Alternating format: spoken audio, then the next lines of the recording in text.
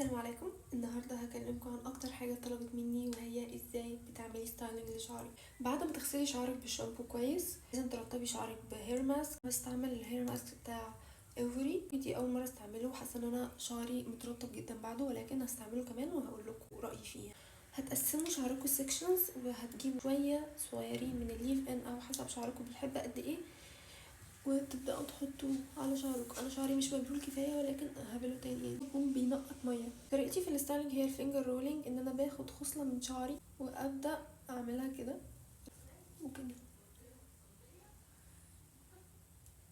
فبتبقى معايا كيرلي. مش اي حد هتمشي معاه الطريقه دي. في ستايلنج بالبراش، في ستايلنج بالفينجر كويلينج، في ستايلنج بالسكرانشنج.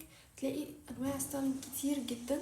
ابحثي عنها على اليوتيوب او ابعتيلي على البرايفت. الموضوع بيبقى متعب قوي في الاول، ولكن معلش لازم تجربي كل حاجه علشان تلاقي شعرك مناسب مع ايه اكتر. معنى ان انا بحط ليف ان على شعري كتير يبقى انتي برضو لازم تحطي كده؟ لا، انتي بتحطي على حسب الكميه اللي شعرك محتاجها. لازم يبقى متسرح ومحطوط عليه ليف ان.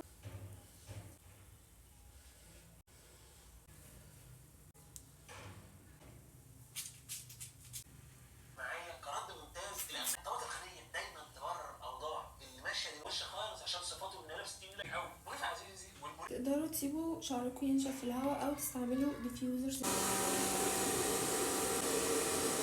بعد ما تنشفوا شعركم كويس هتجيبوا اي سيرم عندكم حطوه على شعركم بالشكل ده. بس كده. عندكم اي سؤال تقدروا تسالوني في الكومنتس وهرد عليكم. لو انتي بنت مكسوفه تسالني في الكومنتس ممكن تبعتيلي برايفت وهرد عليكي برضه. السلام عليكم.